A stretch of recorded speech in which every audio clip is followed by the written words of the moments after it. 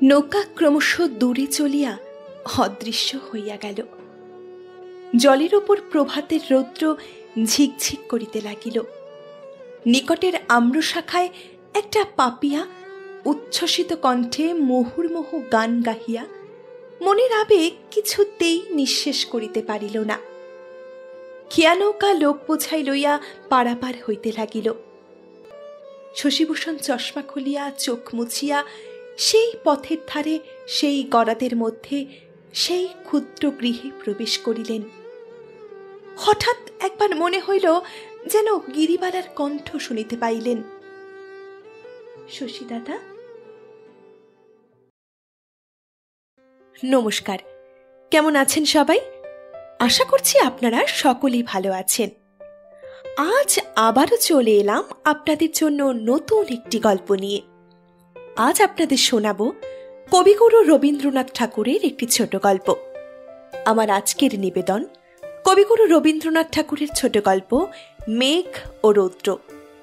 আশা করছি গল্পটি আপনাদের ভীষণ ভালো লাগবে, কারণ কবিগুরু রবীন্দ্রনাথ ঠাকুরের ছোট গল্প ভালো তো লাগতেই হবে, তাই না? চলুন তাহলে শুরু করছি আজকের গল্প।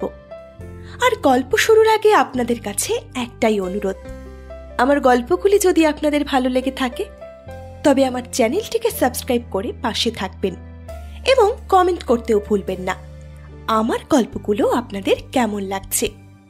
চলুন তাহলে শুরু করছি আজকের গল্প। গল্প পাঠে আমি মৌবানী। আমার আজকের বিশেষ নিবেদন মেঘ ও রৌদ্র। শুরু হচ্ছে আজকের গল্প।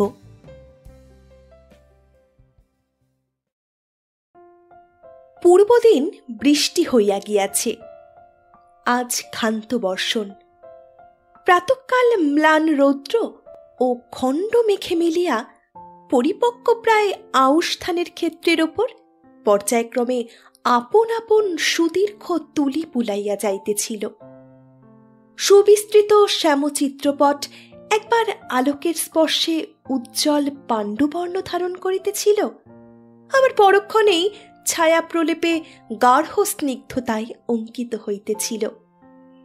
যখন সমস্ত আকাশ রঙ্গভূমিতে মেঘ এবং রৌদ্র এই দুইটি মাত্র অভিনেতা আপন আপন অংশ অভিনয় করিতেছিল, তখন নিম্নে সংসার রঙ্গভূমিতে কত স্থানে কত অভিনয় চলিতেছিল তাহার আর সংখ্যা নাই। আমরা যেখানে একটি ক্ষুদ্র জীবননাট্যের পট উত্তোলন করিলাম, সেখানে গ্রামে পথের ধারে একটি বাড়ি দেখা যাইতেছে। বাহিরের একটি মাত্র ঘর পাকা এবং সেই ঘরের দুই পার্শ্ব দিয়া জীর্ণপ্রায় ইষ্টকের প্রাচীর গুটিকতক মাটির ঘর বেষ্টন করিয়া আছে। পথ হইতে গড়াদের জানালা দিয়া দেখা যাইতেছে একটি যুবা পুরুষ খালি গায়ে তক্তপোষে বসিয়া বাম হস্তে ক্ষণে ক্ষণে তালপাতার পাখা লইয়া গ্রীষ্ম এবং মশক দূর করিবার চেষ্টা করিতেছেন এবং দক্ষিণ হস্তে বই লইয়া পাঠে নিবিষ্ট আছেন। বাহিরে গ্রামের পথে একটি ডুরে কাপড় পরা বালিকা আঁচলে গুটিকত কালো জাম লইয়া একে একে নিঃশেষ করিতে করিতে উক্ত গড়াতে দেওয়া জানলার সম্মুখ দিয়া বারংবার যাতায়াত করিতেছিল। মুখের ভাবে স্পষ্টই বোঝা যাইতেছিল ভেতরে যে মানুষটি তক্তপোষে বসিয়া বই পড়িতেছে তাহার সহিত বালিকার ঘনিষ্ঠ পরিচয় আছে এবং কোনো মতে সে তাহার মনোযোগ আকর্ষণ পূর্বক তাহাকে নীরবে অবজ্ঞা ভরে জানাইতে চাহে যে সম্প্রতি কালো জাম খাইতে আমি অত্যন্ত ব্যস্ত আছি, তোমাকে আমি গ্রাহ্য মাত্র করি না। কিন্তু দুর্ভাগ্যক্রমে ঘরের ভেতরকার অধ্যয়নশীল পুরুষটি চোখে কম দেখেন। দূর হইতে বালিকার নীরব উপেক্ষা তাহাকে স্পর্শ করিতে পারে না। বালিকাও তাহা জানিত। সুতরাং অনেকক্ষণ নিষ্ফল আনাগোনার পর নীরব উপেক্ষার পরিবর্তে কালো জামের আঁটি ব্যবহার করিতে হইল। অন্ধের নিকটে অভিমানের বিশুদ্ধতা রক্ষা করা এতই দুরূহ। যখন ক্ষণে ক্ষণে 2-4টা কঠিন আঁটি যেন দৈবক্রমে বিক্ষিপ্ত হইয়া কাঠের দরজার উপর ঠক করিয়া শব্দ করিয়া উঠিল, তখন পাঠরত পুরুষটি মাথা তুলিয়া চাহিয়া দেখিল। মায়াবিনী বালিকা তাহা জানিতে পারিয়া দ্বিগুণ নিবিষ্টভাবে অঞ্চল হইতে দংশনযোগ্য সুপক্ক কালো জাম নির্বাচন করিতে প্রবৃত্ত হইল।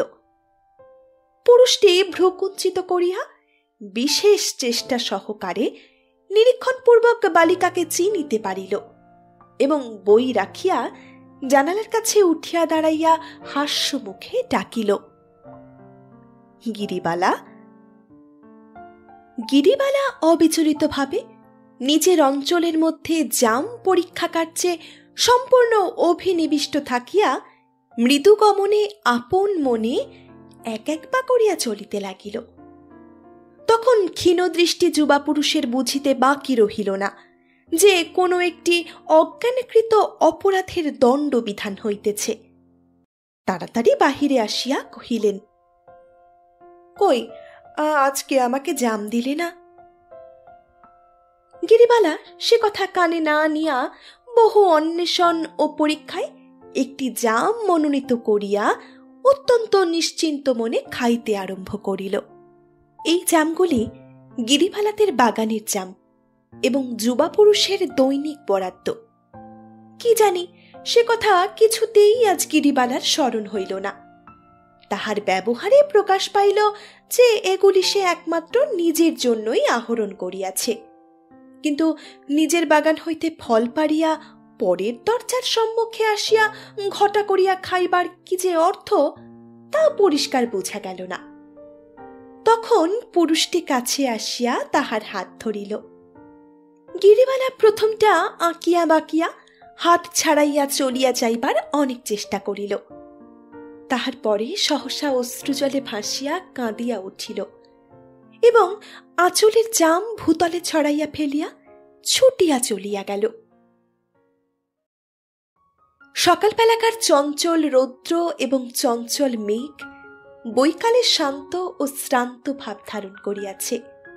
শুভ্র স্ফীত মেঘ আকাশের প্রান্তভাগে স্তূপাকার হইয়া পড়িয়া আছে এবং অপরাহ্নের অবসন্নপ্রায় আলোক গাছের পাতায়, পুষ্করিণী জলে এবং বর্ষাস্নাত প্রকৃতির প্রত্যেক অঙ্গে প্রত্যঙ্গে ঝিকঝিক করিতেছে। আবার সেই বালিকাটিকে সেই গড়াদের জানলার সম্মুখে দেখা যাইতেছে এবং ঘরের মধ্যে সেই যুবা পুরুষটি বসিয়া আছে। প্রভেদের মধ্যে এবেলা বালিকার অঞ্চলে জাম নাই এবং যুবকের হস্তেও বই নাই। তদপেক্ষা গুরুতর এবং নিগুড় প্রভেদ কিছু কিছু ছিল।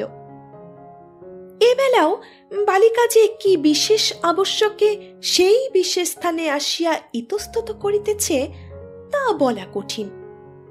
আর যাহাই আবশ্যক থাক, ঘরের ভেতরকার মানুষটির সহিত আলাপ করিবার যে আবশ্যক আছে ইহা কোনো মতেই বালিকার ব্যবহারে প্রকাশ পায় না।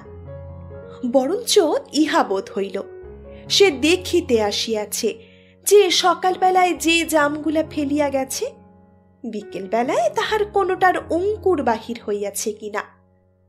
কিন্তু অঙ্কুর না বাহির হইবার অন্যান্য কারণের মধ্যে একটি গুরুতর কারণ এই ছিল যে ফলগুলি সম্প্রতি যুবকের সম্মুখের তক্তপোষের ওপর রাশিকৃত ছিল এবং বালিকা যখন ক্ষণে ক্ষণে অবনত হইয়া কোনো একটা অনির্দেশ্য কাল্পনিক পদার্থের অনুসন্ধানে নিযুক্ত ছিল, তখন যুবক মনের হাস্য গোপন করিয়া অত্যন্ত গম্ভীরভাবে একটি একটি জাম নির্বাচন করিয়া সযত্নে আহার করিতেছিল।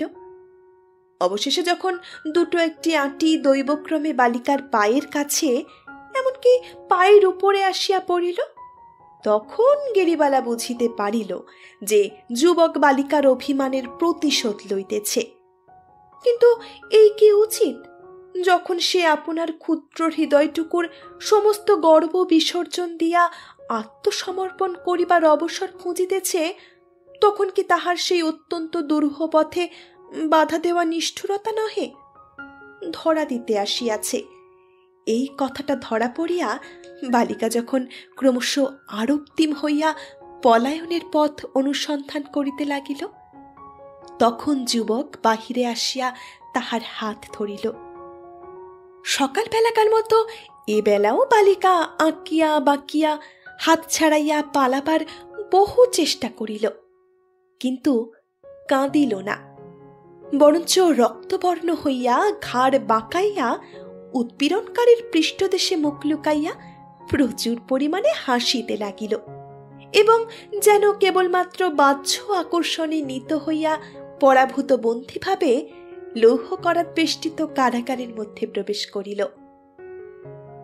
আকাশে মেঘরৌদ্রের খেলা যেমন সামান্য, ধরা প্রান্তে এই দুটি প্রাণীর খেলাও তেমনি সামান্য, তেমনি ক্ষণস্থায়ী। আবার আকাশে মেঘরৌদ্রের খেলা যেমন সামান্য নহে এবং খেলা নহে, কিন্তু খেলার মতো দেখিতে মাত্র, তেমনি এই দুটি অখ্যাতনামা মনুষ্যের একটি কর্মহীন বর্ষাদিনের ক্ষুদ্র ইতিহাস সংসারের শত শত ঘটনার মধ্যে তুচ্ছ বলিয়া প্রতীয়মান হইতে পারে, কিন্তু ইহা তুচ্ছ নহে। যে বৃদ্ধ বিরাট অদৃষ্ট অবিচলিত গম্ভীর মুখে অনন্তকাল ধরিয়া যুগের সহিত যুগান্তর গাঁথিয়া তুলিতেছে, সেই বৃদ্ধই বালিকার এই সকাল বিকালের তুচ্ছ হাসি কান্নার মধ্যে জীবনব্যাপী সুখ দুঃখের বীজ অঙ্কুরিত করিয়া তুলিতেছিল। তথাপি বালিকার এই অকারণ অভিমান বড়ই অর্থহীন বলিয়া বোধ হইল, কেবল দর্শকের কাছে নহে, এই ক্ষুদ্র নাট্যের প্রধান পাত্র উক্ত যুবকের নিকটেও। এই বালিকা কেন যে একদিন বা রাগ করে, একদিন বা অপরিমিত স্নেহ প্রকাশ করিতে থাকে, কোনোদিন বা দৈনিক বরাদ্দ বাড়াইয়া দেয়, কোনোদিন বা দৈনিক বরাদ্দ একেবারেই বন্ধ করে, তাহার কারণ খুঁজিয়া পাওয়া সহজ নহে।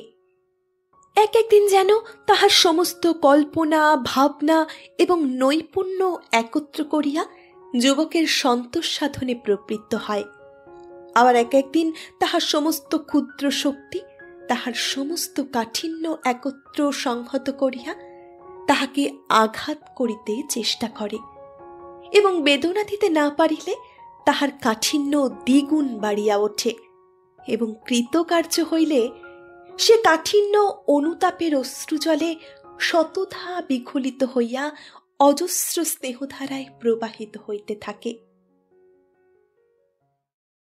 গ্রামের মধ্যে আর সকলেই দলাদলি, চক্রান্ত, ইক্ষুর চাষ, মিথ্যা মোকদ্দমা এবং পাটের কারবার লইয়া থাকিত। ভাবের আলোচনা এবং সাহিত্য চর্চা করিত কেবল শশীভূষণ আর গিরিবালা। ইহাতে কাহারও ঔৎসুক্য বা উৎকণ্ঠার কোনো বিষয় নাই, কারণ গিরিবালার বয়স 10 এবং শশীভূষণ একটি সদ্য বিকশিত MA-BL, উভয়ে প্রতিবেশী মাত্র। গিরিবালার পিতা হরকুমার এককালে নিজ গ্রামের পত্তনিদার ছিলেন, এখন দুরবস্থায় পড়িয়া সমস্ত বিক্রয় করিয়া তাহাদের বিদেশি জমিদারের নায়েবি পদ গ্রহণ করিয়াছেন। যে পরগনায় তাহাদের বাস, সেই পরগনারই নায়েবি, সুতরাং তাহাকে জন্মস্থান হইতে নড়িতে হয় না।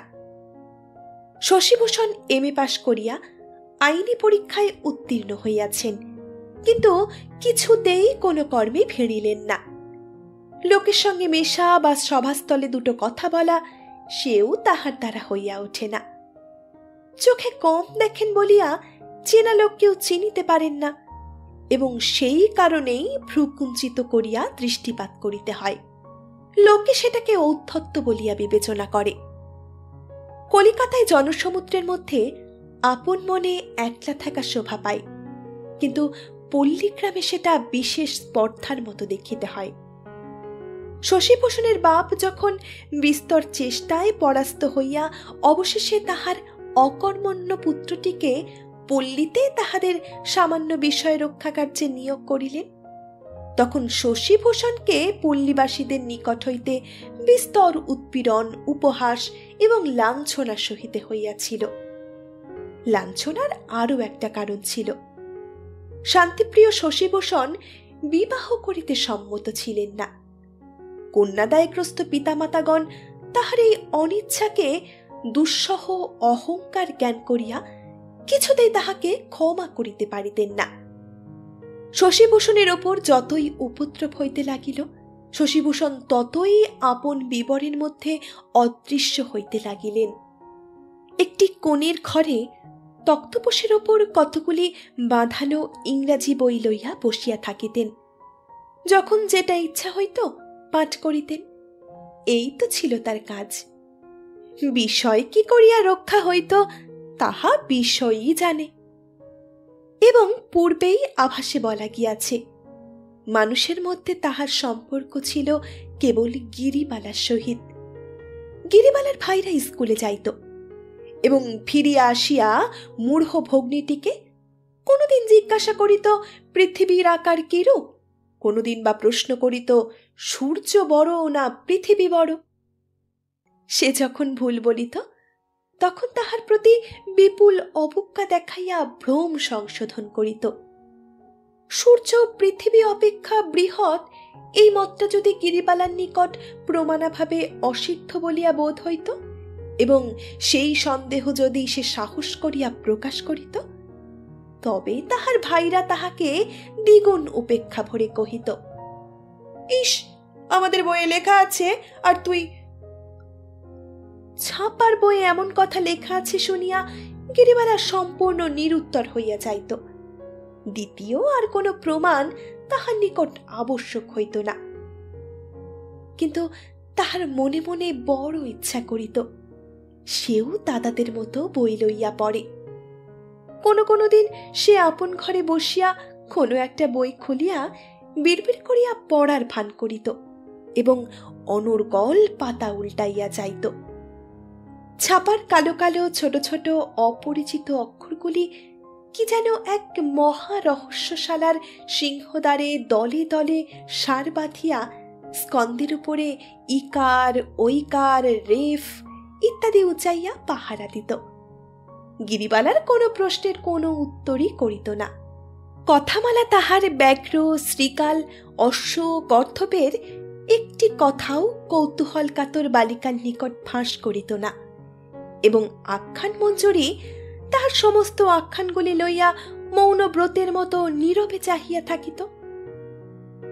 গিরিবালা তাহার ভাইদের নিকট পড়া শিখিবার প্রস্তাব করিয়াছিল, কিন্তু তাহার ভাইরা সে কথায় কর্ণপাত পর্যন্ত করে নাই। একমাত্র শশীভূষণ ছিল তাহার সহায়। গিরিবালার নিকট কথামালা এবং আখ্যান মঞ্জুরি যেমন দুর্ভেদ্য রহস্যপূর্ণ ছিল, শশীভূষণও প্রথম প্রথম অনেকটা সেই রূপী ছিল।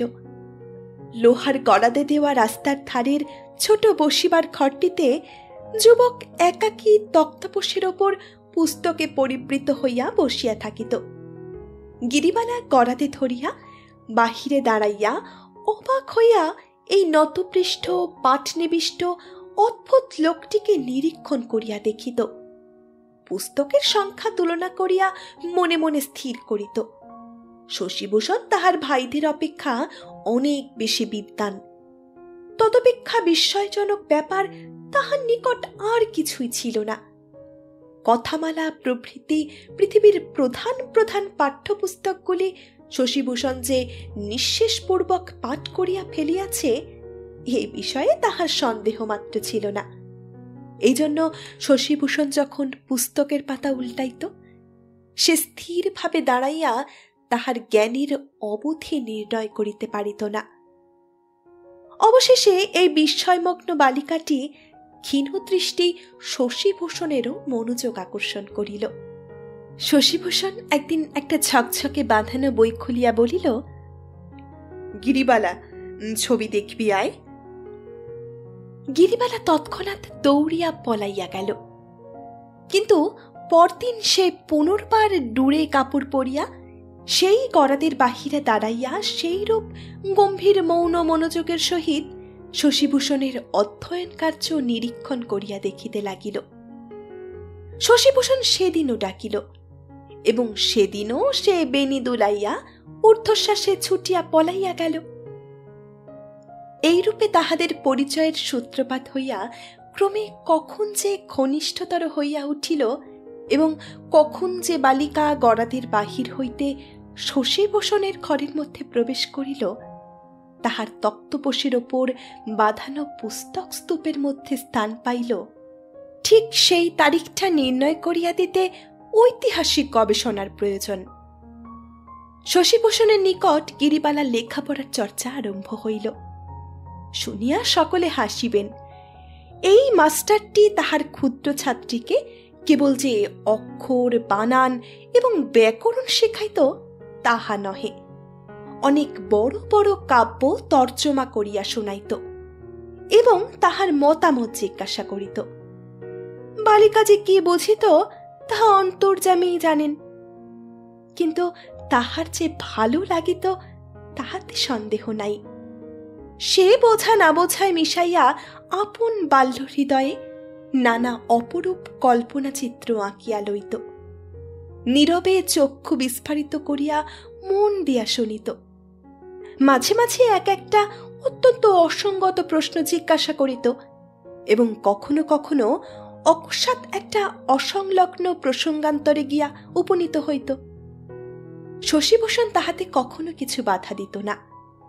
বড় বড় কাব্য সম্বন্ধে এই অতি ক্ষুদ্র সমালোচকের নিন্দা, প্রশংসা, টিকা, ভাষ্য ইত্যাদি শুনিয়া সে বিশেষ আনন্দ লাভ করিত। সমস্ত পল্লীর মধ্যে এই গিরিবালাই তাহার একমাত্র সমজদার বন্ধু। গিরিবালার সহিত শশীভূষণের প্রথম পরিচয় তখন গিরির বয়স ছিল 8 এবং তাহার বয়স এখন 10 হইয়াছে। এই 2 বছরে সে ইংরাজি ও বাংলা বর্ণমালা শিখিয়া 2-4টা সহজ বই পড়িয়া ফেলিয়াছে এবং শশীভূষণের পক্ষেও পল্লীগ্রাম এই 2 বছর নিতান্ত সঙ্গবিহীন বিরস বলিয়া বোধ হয় নাই। কিন্তু গিরিবালার বাপ হরকুমারের সহিত শশীভূষণের ভালোরূপ বনিবনা হয় নাই। হরকুমার প্রথম প্রথম এই MA BA এর নিকট মোকদ্দমা মামলা সম্বন্ধে পরামর্শ লইতে আসিত। MABL তাহাতে বড় একটা মনোযোগ করিত না এবং আইনবিদ্যা সম্বন্ধে নায়েবের নিকট আপন অজ্ঞতা স্বীকার করিতেও কুণ্ঠিত হইত না। নায়েব সেটাকে নিতান্তই ছল মনে করিত। এমনভাবে বছর 2 কাটিল।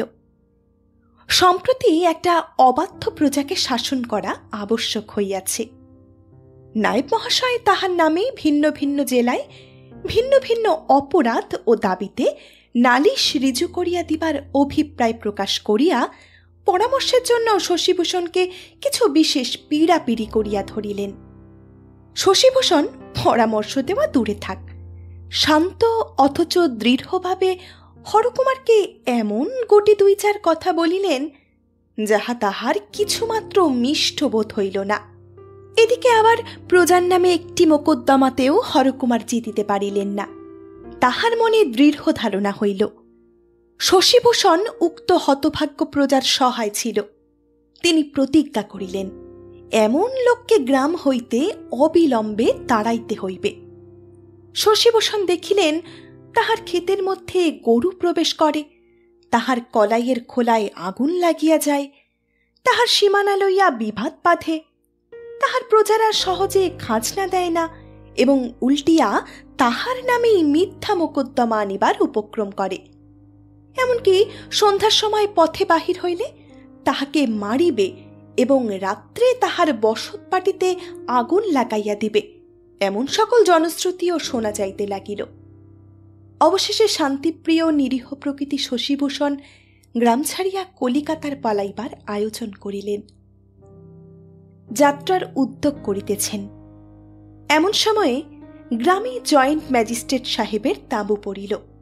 বরকন্দাজ, কনস্টেবল, খানসামা, কুকুর, ঘোড়া, সহিস, মেথরে সমস্ত গ্রাম চঞ্চল হইয়া উঠিল। ছেলের দল ব্যাঘ্রের অনুবর্তী শ্রীকালীর পালের ন্যায় সাহেবের আড্ডার নিকটে শঙ্কিত কৌতূহল সহকারে ঘুরিতে লাগিল। নায়েব মহাশয় যথারীতি আতিথ্য শিরে খরচ লিখিয়া সাহেবের মুরগি, আন্ডা, ঘৃত, দুগ্ধ ইত্যাদি যোগাইতে লাগিলেন। জয়েন্ট সাহেবের যে পরিমাণে খাদ্য আবশ্যক, নায়েব মহাশয় তদপেক্ষা অনেক বেশি অক্ষুণ্ণ চিত্তে সরবরাহ করিয়াছিলেন।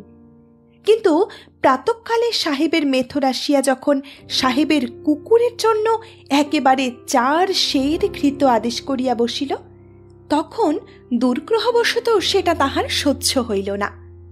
মেথরকে উপদেশ দিলেন যে সাহেবের কুত্তা যদিচ দেশি কুকুরের অপেক্ষা অনেকটা ঘি বিনা পরিতাপে হজম করিতে পারে, তথাপি একাধিক পরিমাণে স্নেহ পদার্থ তাহা স্বাস্থ্যের পক্ষে কল্যাণজনক নহে। তাহাকে তিনি ঘি দিলেন না। মেথর গিয়া সাহেবকে জানাইল যে কুকুরের জন্য মাংস কোথায় পাওয়া যাইতে পারে, ইহাই সে নায়েবের নিকট সন্ধান লইতে গিয়াছিল। কিন্তু সে জাতিতে মেথর বলিয়া নায়েব অবজ্ঞাপূর্বক তাহাকে সর্বলোক সম্মুখে দূর করিয়া তাড়াইয়া দিয়াছে। এমনকি সাহেবের প্রতিও উপেক্ষা প্রদর্শন করিতে কুণ্ঠিত হয় নাই। একই ব্রাহ্মণের জাত্যাভিমান সাহেব লোকের সহজেই অসহ্য বোধ হয়। তাহার উপর তাহার মেথরকে অপমান করিতে সাহস করিয়াছে। ইহাতে ধৈর্য রক্ষা করা তাহার পক্ষে অসম্ভব হইয়া উঠিল। তৎক্ষণাৎ চাপরাশিকে আদেশ করিলেন, বোলাও নায়েবকো।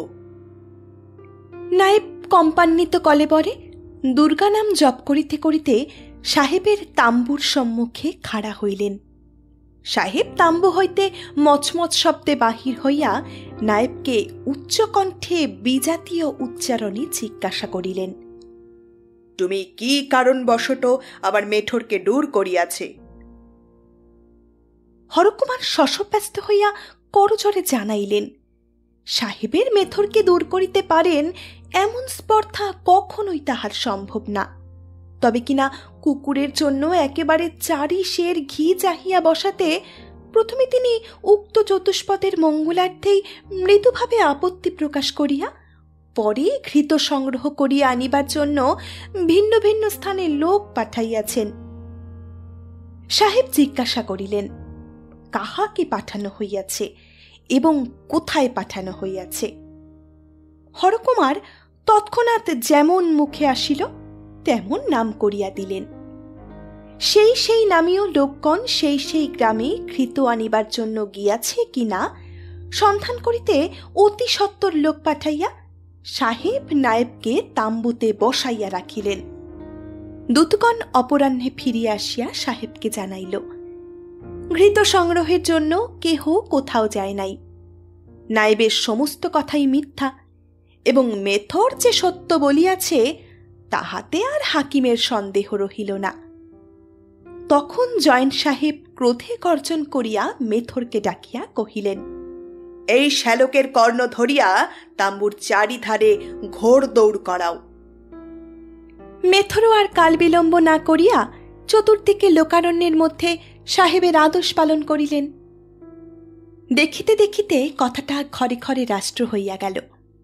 হরকুমার গৃহে আসিয়া আহার ত্যাগ করিয়া মুমূর্ষবৎ হইয়া পড়িলেন। জমিদারি কার্য উপলক্ষে নায়েবের শত্রু বিস্তর ছিল।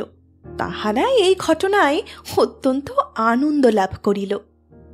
কিন্তু কলিকাতায় গমনোদ্যত শশীভূষণ যখন এই সংবাদ শুনিলেন, তখন তাহার সর্বাঙ্গে রক্ত উত্তপ্ত হইয়া উঠিল। সমস্ত রাত্রি তাহার নিদ্রা হইল না। পরদিন প্রাতে তিনি হরকুমারের বাড়িতে গিয়া উপস্থিত হইলেন। হরকুমার তাহার হাত ধরিয়া ব্যাকুলভাবে কাঁদিতে লাগিলেন। শশীভূষণ কহিলেন, সাহেবের নামে মানহানির মোকদ্দমা আনিতে হইবে। আমি তোমার উকিল হইয়া লড়িব। স্বয়ং ম্যাজিস্ট্রেট সাহেবের নামে মোকদ্দমা আনিতে হইবে শুনিয়া হরকুমার প্রথমটা ভীত হইয়া উঠিলেন, কিন্তু শশীভূষণ কিছুতেই ছাড়িলেন না। হরকুমার বিবেচনা করিতে সময় লইলেন, কিন্তু যখন দেখিলেন কথাটা চারিদিকে রাষ্ট্র হইয়াছে এবং শত্রুগণ আনন্দ প্রকাশ করিতেছে, তখন তিনি আর থাকিতে পারিলেন না। শশীভূষণের শরণাপন্ন হইয়া কহিলেন, বাপু, শুনিলাম তুমি অকারণে কলিকাতায় যাইবার আয়োজন করিতেছ। সে তো কিছুতেই হইতে পারিবে না। তোমার মতো একজন লোক গ্রামে থাকিলে আমাদের সাহস কত থাকে। যাহা হোক, আমাকে এই ঘোর অপমান হইতে উদ্ধার করিতে হইবে। যে শশীভূষণ চিরকাল লোকচক্ষুর অন্তরালে নিভৃত নির্জনতার মধ্যে আপনাকে রক্ষা করিবার চেষ্টা করিয়া আসিয়াছেন, তিনি আজ আদালতে আসিয়া হাজির হইলেন। ম্যাজিস্ট্রেট তাহার নালিশ শুনিয়া তাহাকে প্রাইভেট কামরার মধ্যে ডাকিয়া লইয়া অত্যন্ত খাতির করিয়া কহিলেন, শশীবাবু, এ মোকদ্দমাটা গোপনে মিটমাট করিয়া ফেলিলে ভালো হয় নাকি? শশীভূষণ টেবিলের উপরিস্থিত একখানি আইন গ্রন্থের মলাটের ওপর তাহার কুঞ্চিত ভ্রু ক্ষীণ দৃষ্টি অত্যন্ত নিবিষ্টভাবে রক্ষা করিয়া কহিলেন, আমার মক্কেলকে আমি এরূপ পরামর্শ দিতে পারি না। তিনি প্রকাশ্যভাবে অপমানিত হইয়াছেন, গোপনে ইহার মিটমাট হইবে কি করিয়া? সাহেব দুই চারি কথা কহিয়া বুঝিলেন এই স্বল্পভাষী স্বল্পদৃষ্টি লোকটিকে সহজে বিচলিত করা সম্ভব নহে। কহিলেন, অল রাইট বাবু, দেখা যাক কতদূর কি হয়। এই বলিয়া ম্যাজিস্ট্রেট সাহেব মোকদ্দমার দিন ফিরাইয়া দিয়া মফস্বল ভ্রমণে বাহির হইলেন। এদিকে জয়েন্ট সাহেব জমিদারকে পত্র লিখিলেন, তোমার নায়েব আমার ভৃত্যদিগকে অপমান করিয়া আমার প্রতি অবজ্ঞা প্রকাশ করে। আশা করি তুমি ইহার সমুচিত প্রতিকার করিবে। জমিদার শশব্যস্ত হইয়া তৎক্ষণাৎ হরকুমারকে তলব করিলেন। নায়েব আদ্যপান্ত সমস্ত ঘটনা খুলিয়া বলিলেন। জমিদার অত্যন্ত বিরক্ত হইয়া কহিলেন, সাহেব মেথর যখন চারিশের ঘি চাহিল, তুমি বিনা বাক্য পায়ে তৎক্ষণাৎ কেন দিলে না? তোমার কি বাপের কড়ি লাগিত? হরকুমার অস্বীকার করিতে পারিলেন না যে ইহাতে তাহার পৈতৃক সম্পত্তির কোনরূপ ক্ষতি হইত না। অপরাধ স্বীকার করিয়া কহিলেন, আমার গ্রহ মন্দ, তাই এমন দুর্বুদ্ধি ঘটিয়াছিল। জমিদার কহিলেন, তাহার পর আবার সাহেবের নামে নালিশ করিতে তোমাকে কে বলিল? হরকুমার কহিলেন, ধর্মাবতার, নালিশ করিবার ইচ্ছা আমার ছিল না। ওই আমাদের গ্রামের শশী, তাহার কোথাও কোনো মোকদ্দমা জোটে না, সে ছোঁড়া নিতান্ত জোর করিয়া প্রায় আমার সম্মতি না লইয়াই এই হাঙ্গামা বাঁধাইয়া বসিয়াছে হুজুর। শুনিয়া জমিদার শশীভূষণের উপর অত্যন্ত ক্রুদ্ধ হইয়া উঠিলেন। বুঝিলেন লোকটা অপদার্থ নব্য উকিল, কোন ছুতায় একটা হুজুক তুলিয়া সাধারণের সম্মুখে পরিচিত হইবার চেষ্টায় আছে। নায়েবকে হুকুম করিয়া দিলেন, মোকদ্দমা তুলিয়া লইয়া যেন অবিলম্বে ছোট বড় ম্যাজিস্ট্রেট যুগলকে ঠান্ডা করা হয়। নায়েব সাহেবের জন্য কিঞ্চিত ফলমূল, শীতল ভোগ ইত্যাদি উপহার লইয়া জয়েন্ট ম্যাজিস্ট্রেটের বাসায় গিয়া হাজির হইলেন। সাহেবকে জানাইলেন সাহেবের নামে মোকদ্দমা করা তাহার আদৌ স্বভাব বিরুদ্ধ। কেবল শশীভূষণ নামে গ্রামের একটি অপগণ্ড অর্বাচীন উকিল তাহাকে এক প্রকার না জানাইয়াই এরূপ স্পর্ধার কাজ করিয়াছে। সাহেব শশীভূষণের প্রতি অত্যন্ত বিরক্ত এবং নায়েবের প্রতি বড় সন্তুষ্ট হইলেন। রাগের মাথায় নায়েব বাবুকে দণ্ডবিধান করিয়া তিনি দুঃখিতাছেন। সাহেব বাংলা ভাষার পরীক্ষায় সম্প্রতি পুরস্কার লাভ করিয়া সাধারণের সহিত সাধু ভাষায় বাক্যালাপ করিয়া থাকেন। নায়েব কহিলেন, মা বাপ কখনো বা রাগ করিয়া শাস্তি দিয়াও থাকেন, কখনো বা আদর করিয়া কোলেও টানিয়া লন। ইহাতে সন্তানের বা মা বাপের দুঃখের কোনো কারণ নাই। অতঃপর জয়েন্ট সাহেবের ভৃত্যবর্গকে যথাযোগ্য পারিতোষিক দিয়া হরকুমার মফস্বলে ম্যাজিস্ট্রেট সাহেবের সহিত দেখা করিতে গেলেন। ম্যাজিস্ট্রেট তাহার মুখে শশীভূষণের স্পর্ধার কথা শুনিয়া কহিলেন, আমি আশ্চর্য হইতেছিলাম যে নায়েব বাবুকে বরাবর ভালো লোক বলিয়াই জানিতাম, তিনি যে সর্বাগ্রে আমাকে জানাইয়া গোপনে মিটমাট না করিয়া হঠাৎ মোকদ্দমা আনিবেন, এ কি অসম্ভব ব্যাপার। এখন সমস্ত বুঝিতে পারিতেছি। অবশেষে নায়েবকে জিজ্ঞাসা করিলেন শশী কংগ্রেসে যোগ দিয়াছে কিনা। নায়েব অম্লান মুখে বলিলেন, হ্যাঁ। সাহেব তাহার সাহেবী বুদ্ধিতে স্পষ্টই বুঝিতে পারিলেন এ সমস্তই কংগ্রেসের চাল। একটা পাকচক্র বাঁধাইয়া অমৃতবাজারে প্রবন্ধ লিখিয়া গভর্নমেন্টের সহিত খিটিমিটি করিবার জন্যই কংগ্রেসের ক্ষুদ্র ক্ষুদ্র চেলাগণ লুক্কায়িতভাবে চতুর্দিকে অবসর অনুসন্ধান করিতেছে।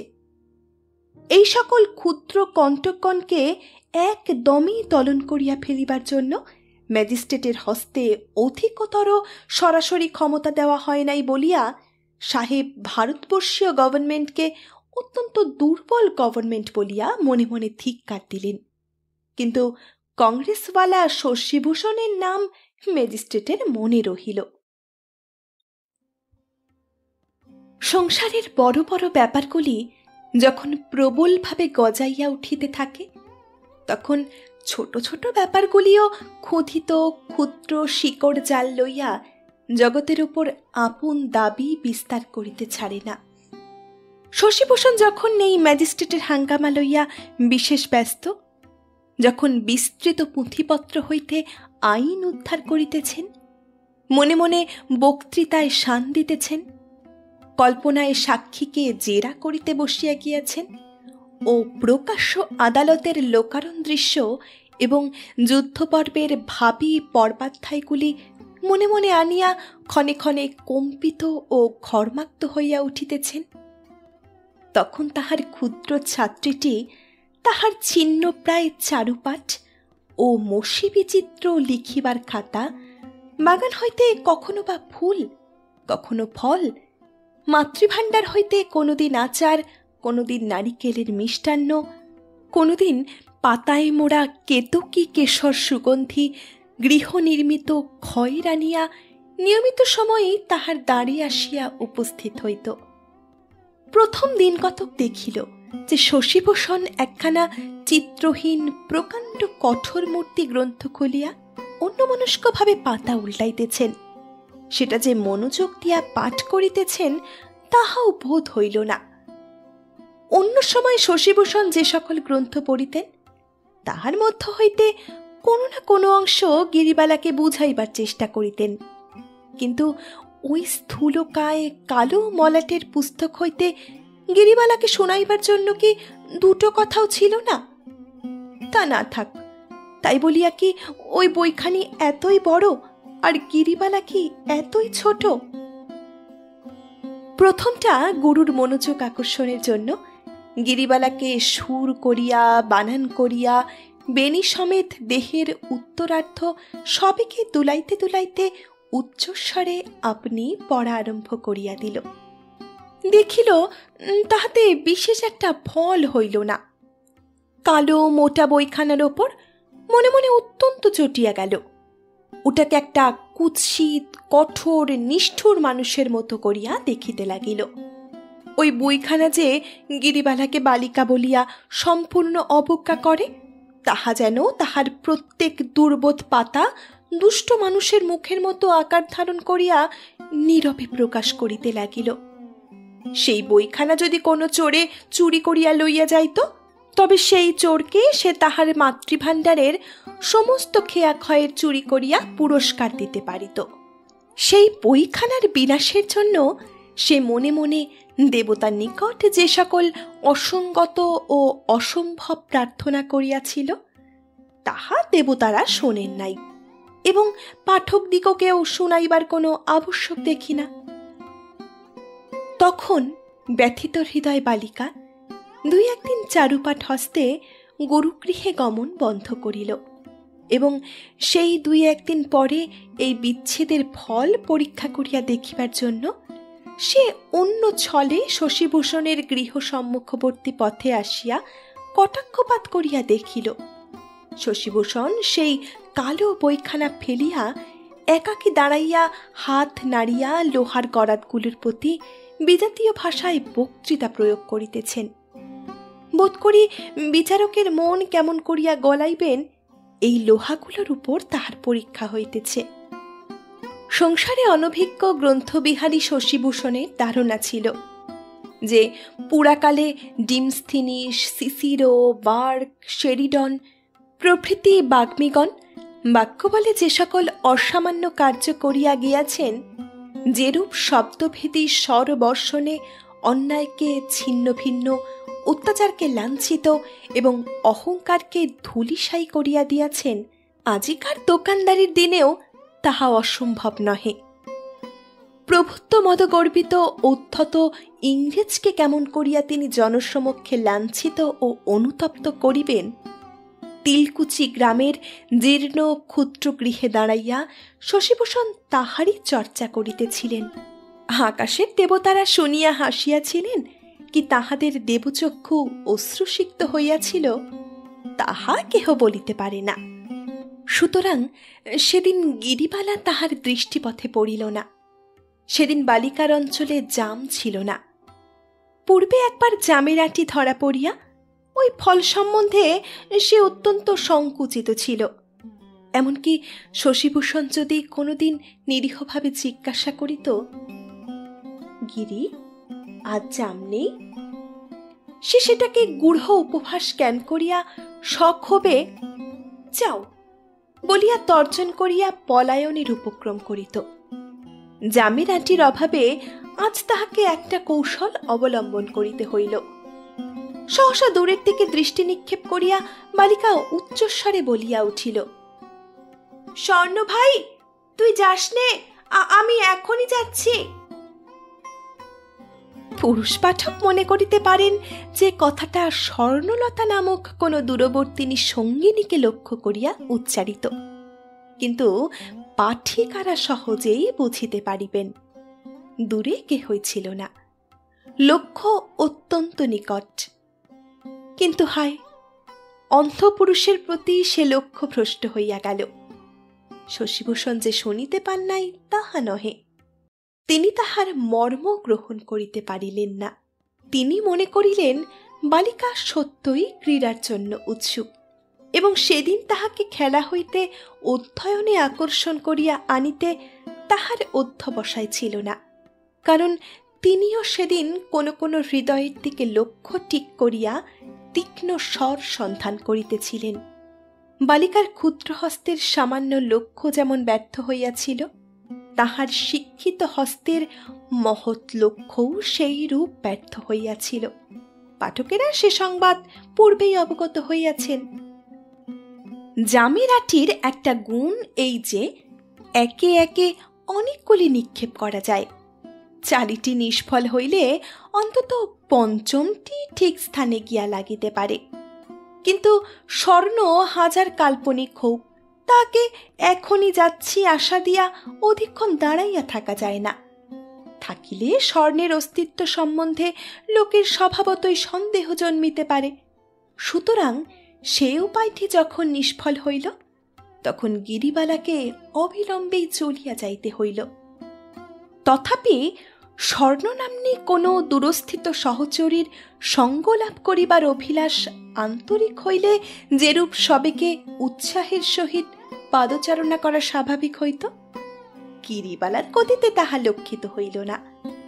সে যেন তাহার পৃষ্ঠ দিয়া অনুভব করিবার চেষ্টা করিতেছিল পশ্চাতে কেহ আসিতেছে কিনা। যখন নিশ্চয় বুঝিল কেহই আসিতেছে না, তখন আশার শেষতম ক্ষীণতম ভগ্নাংশটুকু লইয়া একবার পশ্চাৎ ফিরিয়া চাহিয়া দেখিল, এবং কাহাকেও না দেখিয়া সেই ক্ষুদ্র আশাটুকু এবং শিথিল পত্র চারুপাটখানি খণ্ড খণ্ড করিয়া ছিঁড়িয়া পথে ছিটাইয়া দিল।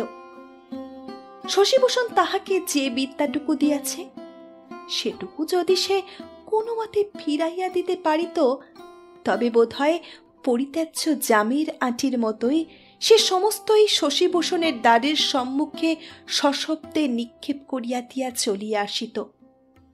বালিকা প্রতিজ্ঞা করিল, দ্বিতীয়বার শশীভূষণের সহিত দেখা হইবার পূর্বেই সে সমস্ত পড়াশোনা ভুলিয়া যাইবে তিনি যে প্রশ্নই জিজ্ঞাসা করিবেন তাহার কোনোটিরই উত্তর দিতে পারিবে না। একটি একটি একটিরও না। তখন শশীভূষণ অত্যন্ত জব্দ হইবে। গিরিবালার দুই চক্ষু জলে ভরিয়া আসিল। পড়া ভুলিয়া গেলে শশীভূষণের যে কিরূপ তীব্র অনুতাপের কারণ হইবে তাহা মনে করিয়া সে পীড়িত হৃদয়ে কিঞ্চিৎ সান্ত্বনা লাভ করিল এবং কেবলমাত্র শশীভূষণের দোষে বিস্তৃত শিক্ষা সেই হতভাগিনী ভবিষ্যৎ গিরিবালাকে কল্পনা করিয়া তাহার নিজের প্রতি করুণ রস উচ্ছ্বলিত হইয়া উঠিল। আকাশে মেঘ করিতে লাগিল। বর্ষাকালে এমন মেঘ প্রতিদিন করিয়া থাকে। গিরিবালা পথের প্রান্তে একটা গাছের আড়ালে দাঁড়াইয়া অভিমানে ফুলিয়া ফুলিয়া কাঁদিতে লাগিল। এমন অকারণ কান্না প্রতিদিন কত বালিকা কাঁদিয়া থাকে, উহার মধ্যে লক্ষ্য করিবার বিষয় কিছুই ছিল না। শশীভূষণের আইন সম্বন্ধীয় গবেষণা এবং বক্তৃতা চর্চা কি কারণে যে ব্যর্থ হইয়া গেল তাহা পাঠকদের অগোচর নাই। ম্যাজিস্ট্রেটের নামে মোকদ্দমা অকস্মাৎ মিটিয়া গেল। হরকুমার তাহাদের জেলার বেঞ্চে অনারারি ম্যাজিস্ট্রেট নিযুক্ত হইলেন। একখানা মলিন চাপকান ও তৈলাক্ত পাগড়ি পরিয়া হরকুমার আজকাল প্রায়ই জেলায় গিয়া সাহেবদিগকে নিয়মিত সেলাম করিয়া আসেন। শশীভূষণের সেই কালো মোটা বইখানির প্রতি এতদিন পরে গিরিবালার অভিশাপ ফলিতে আরম্ভ করিল। সে একটি অন্ধকার কোণে নির্বাসিত হইয়া অনাদৃত বিস্তৃতভাবে ধূলিস্তর সংগ্রহে প্রবৃত্ত হইল। কিন্তু তাহার অনাদর দেখিয়া যে বালিকা আনন্দ লাভ করিবে সেই গিরিবালা কোথায়? শশীভূষণ যেদিন প্রথম আইনের গ্রন্থ বন্ধ করিয়া বসিলেন সেই দিনই হঠাৎ বুঝিতে পারিলেন গিরিবালা আসে নাই। তখন একে একে কয়দিনের ইতিহাস অল্পে অল্পে তাহার মনে পড়িতে লাগিল। একদিন উজ্জ্বল প্রভাতে গিরিবালা অঞ্চল ভরিয়া নববর্ষার আর্দ্র বকুল ফুল আনিয়াছিল। তাহাকে দেখিয়াও যখন তিনি গ্রন্থ হইতে দৃষ্টি তুলিলেন না, তখন তাহার উচ্ছ্বাসে সহসা বাধা পড়িল। সে তাহার অঞ্চলবিদ্ধ একটা সূচ সুতা বাহির করিয়া নতশিরে একটি একটি করিয়া ফুল লইয়া মালা গাঁথিতে লাগিল। মালা অত্যন্ত ধীরে ধীরে গাঁথিল। অনেক বিলম্বে শেষ হইল। বেলা হইয়া আসিল। গিরিবালার ঘরে ফিরিবার সময় হইল। তথাপি শশীভূষণের পড়া শেষ হইল না। গিরিবালা মালাটা তক্তপোষের ওপর রাখিয়া ম্লানভাবে চলিয়া গেল। মনে পড়িল তাহার অভিমান প্রতিদিন কেমন করিয়া ঘনীভূত হইয়া উঠিল।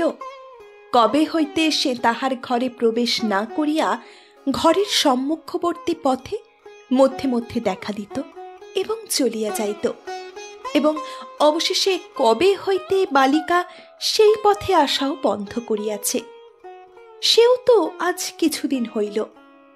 গিরিবালার অভিমান তো এতদিন স্থায়ী হয় না। শশীভূষণ একটা দীর্ঘ নিঃশ্বাস ফেলিয়া হতবুদ্ধি হতকর্মের মতো দেয়ালে পিঠ দিয়া বসিয়া রহিলেন। ক্ষুদ্র ছাত্রীটি না আসাতে তাহার পাঠ্যগ্রন্থগুলি নিতান্ত বিস্বাদ হইয়া আসিল। বই টানিয়া টানিয়া লইয়া 2-4 পাতা পড়িয়াই ফেলিয়া দিতে হয়। লিখিতে লিখিতে ক্ষণে ক্ষণে সচকিতে পথের দিকে দাঁড়ির অভিমুখে প্রতীক্ষাপূর্ণ দৃষ্টি বিক্ষিপ্ত হইতে থাকে এবং লেখা ভঙ্গ হয়। শশীভূষণের আশঙ্কা হইল গিরিবালার অসুখ হইয়া থাকিবে। গোপনে সন্ধান লইয়া জানিলেন সে আশঙ্কা অমূলক। গিরিবালা আজকাল আর ঘর হইতে বাহির হয় না। তাহার জন্য পাত্র স্থির হইয়াছে। গিরি যেদিন চারুপাঠের ছিন্ন খণ্ডে গ্রামের পঙ্কিল পথ বিকীর্ণ করিয়াছিল, তাহার পরদিন প্রত্যুষে ক্ষুদ্র অঞ্চলে বিচিত্র উপহার সংগ্রহ করিয়া দ্রুতপদে ঘর হইতে বাহির হইয়া আসিতেছিল। অতিশয় গ্রীষ্ম হওয়াতে নিদ্রাহীন রাত্রি অতিবাহন করিয়া হরকুমার ভোরবেলা হইতে বাহিরে বসিয়া গা খুলিয়া তামাক খাইতেছিলেন। গিরিকে জিজ্ঞাসা করিলেন, কোথায় যাচ্ছিস? গিরি কহিল, শশী দাদার বাড়ি। হরকুমার ধমক দিয়া কহিলেন, শশী দাদার বাড়ি যেতে হবে না, ঘরে যা। এই বলিয়া আসন্ন শ্বশুর গৃহবাস বয়ঃপ্রাপ্ত কন্যার লজ্জার অভাব সম্বন্ধে বিস্তর তিরস্কার করিলেন। সেই দিন হইতেই তাহার বাহিরে আসা বন্ধ হইয়াছে। এবার আর তাহার অভিমান ভঙ্গ করিবার অবসর জুটিল না। আমসত্ত্ব, খেয়া খয়ের এবং জারক নেবু ভাণ্ডারের যথাস্থানে ফিরিয়া গেল। বৃষ্টি পড়িতে লাগিল, বকুল ফুল ঝরিতে লাগিল, গাছ ভরিয়া পেয়ারা পাকিয়া উঠিল এবং শাখাস্খলিত পক্ষী চঞ্চুক্ষত সুপক্ক কালোজামে তরুতল প্রতিদিন সমাচ্ছন্ন হইতে লাগিল। কিন্তু হায়, সেই ছিন্ন প্রায় চারুপাটখানিও আর নাই। গ্রামে গিরিবালার বিবাহের যেদিন সানাই বাজিতেছিল, সেদিন অনিমন্ত্রিত শশীভূষণ নৌকা করিয়া কলিকাতা অভিমুখে চলিতেছিলেন। মোকদ্দমা উঠাইয়া লওয়া অবধি হরকুমার শশীকে বিষ চক্ষে দেখিতেন, কারণ তিনি মনে মনে স্থির করিয়াছিলেন শশী তাহাকে নিশ্চয় ঘৃণা করিতেছে। শশীর মুখে চোখে ব্যবহারে তিনি তাহার সহস্র কাল্পনিক নিদর্শন দেখিতে লাগিলেন। গ্রামের সকল লোকই তাহার অপমান বৃত্তান্ত ক্রমশ বিস্তৃত হইতেছে। কেবল শশীভূষণ একাকী সেই দুঃখ স্মৃতি জাগাইয়া রাখিয়াছে মনে করিয়া তিনি তাহাকে দুই চক্ষে দেখিতে পারিতেন না। তাহার সহিত সাক্ষাৎ হইবা মাত্র তাহার অন্তঃকরণের মধ্যে একটুখানি সলজ্জ সংকোচ এবং সেই সঙ্গে প্রবল আক্রোশের সঞ্চার হইত। শশীকে গ্রাম ছাড়া করিতে হইবে বলিয়া হরকুমার প্রতিজ্ঞা করিয়া বসিলেন। শশীভূষণের মতো লোককে গ্রাম ছাড়া করা কাজটা তেমন দুরূহ নহে। নায়েব মহাশয়ের অভিপ্রায় অনতি বিলম্বেই সফল হইল। একদিন সকালবেলা পুস্তকের বোঝা এবং গুটি ২-৪ টিনের বাক্স সঙ্গে লইয়া শশী নৌকায় চড়িলেন। গ্রামের সহিত তাহার যে একটি সুখের বন্ধন ছিল, সেও আজ সমারোহ সহকারে ছিন্ন হইতেছে। সুকোমল বন্ধনটি যে কত দৃঢ়ভাবে তাহার হৃদয়কে বেষ্টন করিয়া ধরিয়াছিল, তাহা তিনি পূর্বে সম্পূর্ণরূপে জানিতে পারেন নাই। আজ যখন নৌকা ছাড়িয়া দিল, গ্রামের বৃক্ষচূড়াগুলি অস্পষ্ট এবং উৎসবের বাদ্যধ্বনি ক্ষীণতর হইয়া আসিল, তখন সহসা অশ্রুবাষ্পে হৃদয় স্ফীত হইয়া তাহার কণ্ঠ রোধ করিয়া ধরিল। রক্তোচ্ছ্বাস বেগে কপালের শিরাগুলা টনটন করিতে লাগিল এবং জগৎ সংসারের সমস্ত দৃশ্য ছায়া নির্মিত মায়া মরীচিকার মতো অত্যন্ত অস্পষ্ট প্রতিভাত হইল। প্রতিকূল বাতাস অতিশয় বেগে বহিতেছিল, সেই জন্য স্রোত অনুকূল হইলেও নৌকা ধীরে ধীরে অগ্রসর হইতেছিল। এমন সময় নদীর মধ্যে এক কাণ্ড ঘটিল, যাহাতে শশীভূষণের যাত্রার ব্যাঘাত করিয়া দিল। স্টেশন ঘাট হইতে সদর মহকুমা পর্যন্ত একটি নূতন স্টিমার লাইন সম্প্রতি খুলিয়াছে। সেই স্টিমারটি সশব্দে পক্ষ সঞ্চালন করিয়া ঢেউ তুলিয়া উজানে আসিতেছিল। জাহাজে নূতন লাইনের অল্পবয়স্ক ম্যানেজার সাহেব এবং অল্প সংখ্যক যাত্রী ছিল। যাত্রীদের মধ্যে শশীভূষণের গ্রাম হইতেও কেহ কেহ উঠিয়াছিল। একটি মহাজনের নৌকা কিছু দূর হইতে এই স্টিমারের সহিত পাল্লা দিয়ে আসিতে চেষ্টা করিতেছিল।